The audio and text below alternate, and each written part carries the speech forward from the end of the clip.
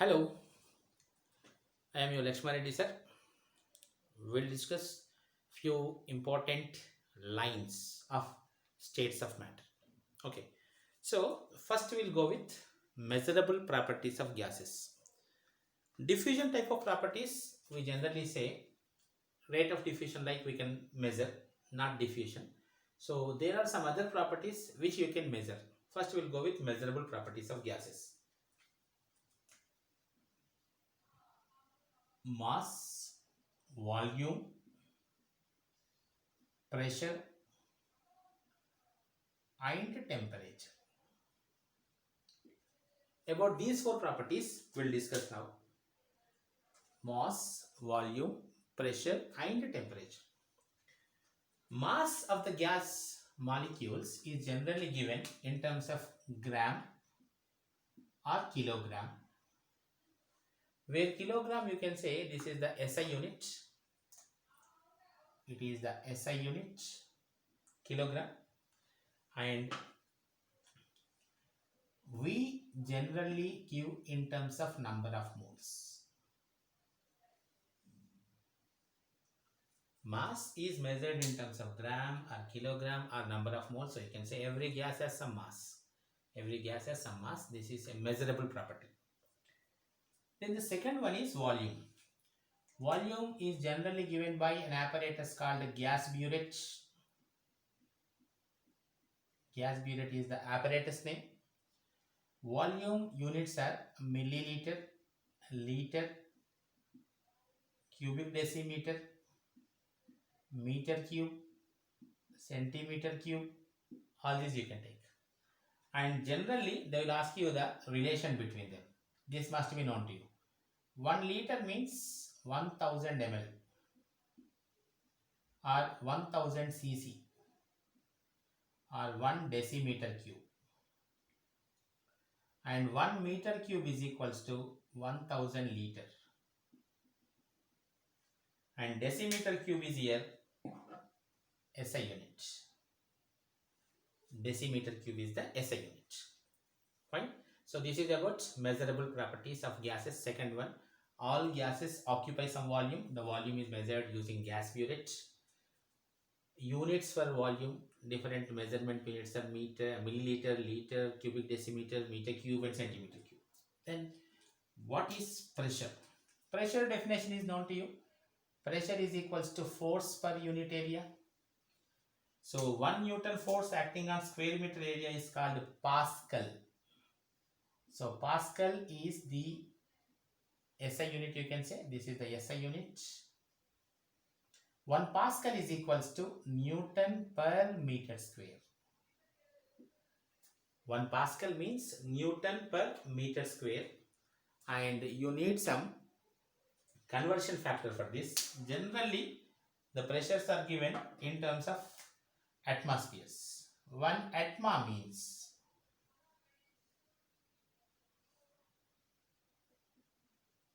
76 centimeter mercury or 760 millimeter mercury or 1,1325 Pascal or 101.325 kilopascal. All these are equal to atmosphere only. 1 atma means all these are. Okay, now any conversion they can ask you. Or 1.01325 bar or 760 tar. 1 tar is equals to 1 millimeter. 760 millimeters is equals to 760 tar means 1 tar is equals to 1 millimeter. Generally, the low pressures are measured in terms of tars. 1 atma, 76 centimeters, 760 millimeters, 1 lakh, 1325. So you can say approximately 1 lakh. Okay, 10 power 5 or 101.325 kilopascal or 1.01325 bar or 760 tar. Okay, now pressure is measured by using manometer or barometer. Pressure definition is force per unit area. Pascal is the SI unit. You can use any of this. One other property is temperature. Temperature is generally given in terms of degree Celsius or kelvins. We don't use Fahrenheit in our chemistry. 273 when you are adding 273.15, generally when you are adding 273 you can take, that will be converted to kelvins. When it is given in Kelvin, it is given by capital T, and Kelvin you can say that is the SI unit. So SI unit for temperature is Kelvin, for pressure is Pascal, for volume is cubic decimeter, and for mass is kilogram. Mass, volume, pressure and temperature, these four are called measurable properties. The relations among these four is called gas laws. The relations between mass, volume, pressure and temperature. In this what happens is, if you are relating these two, mass and volume, these two must be constant. If you are relating these two must be constant. In that way, okay. Now any two you can relate, the remaining two must be constants. Okay, now we are moving to that section, gaseous laws. You can say gas laws. See,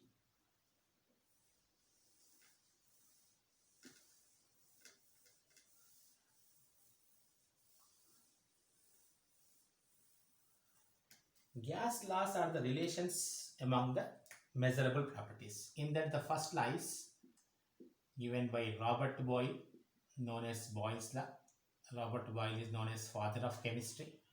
Okay, so according to him, the simple V is proportional to 1 by P at constant temperature and mass. At constant temperature and mass. What is the method to express this one? How we are going to express this one? At a given temperature, okay, now when you are giving the definition, it should be like this. At a given temperature, the volume of given mass means again it is constant. Given temperature means temperature is constant. So these two are constants. I was just telling you, when you are discussing these four, two must be constant, remaining two you are discussing the relation. At constant temperature, constant mass, V is inversely proportional to 1 by P. Statement: at constant temperature, volume of given mass of gas is inversely proportional to its pressure. V is proportional to 1 by P, or you can say PV is equal to constant. This proportionality mark I am taking. V is equal to K by P, or PV is equals to constant. Or comparison purpose, you can take P1 V1 is equals to P2 V2. All these are under the conditions of constant temperature and constant mass. Okay, V proportional to 1 by P, PV is equal to constant, P1 V1 is equals to P2 V2. What type of questions will come? Very simple. If volume is doubled, what happens to pressure? Constant temperature, mass. Volume doubled, pressure becomes half, inversely proportional. Okay, if pressure is doubled, volume becomes half. Very simple logic. If you are pressing a balloon, you are applying pressure, volume of balloon decreases. Okay, now, so volume inversely proportional to pressure. Then the graphs are very, very interesting, important also. Here you see how we are going to discuss some graphs here. Boyle's law graphs. Boyle's law graphs are called isotherms. Okay, the meaning of isotherms is at constant temperature. Look at this.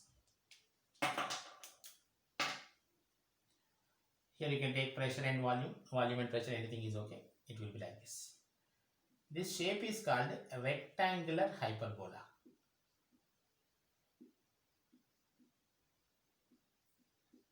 And the line is called isotherm. For example, here volume is less, here volume is more. Pressure is less, pressure is more. When more pressure is there, volume is minimum. When volume is high, pressure is minimum. Okay, so inversely proportional you can say.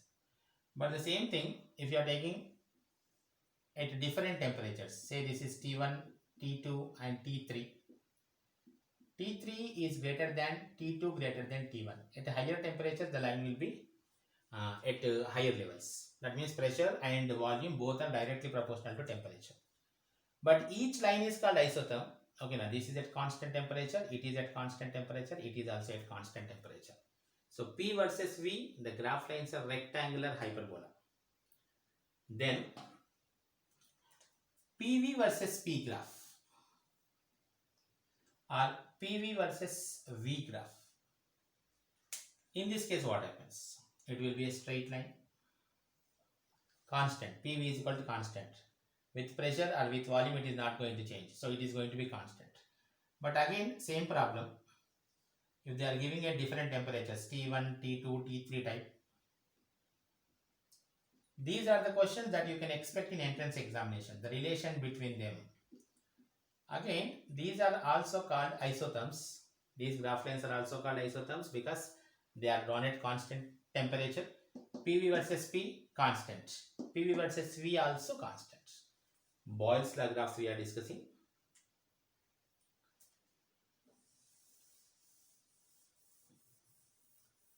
What other graphs that they can ask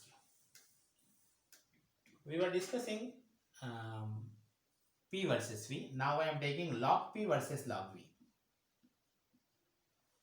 When P versus V is rectangular hyperbola like this, when log we are taking, this rectangular curve won't come. Instead of that, you will be getting a curve like this.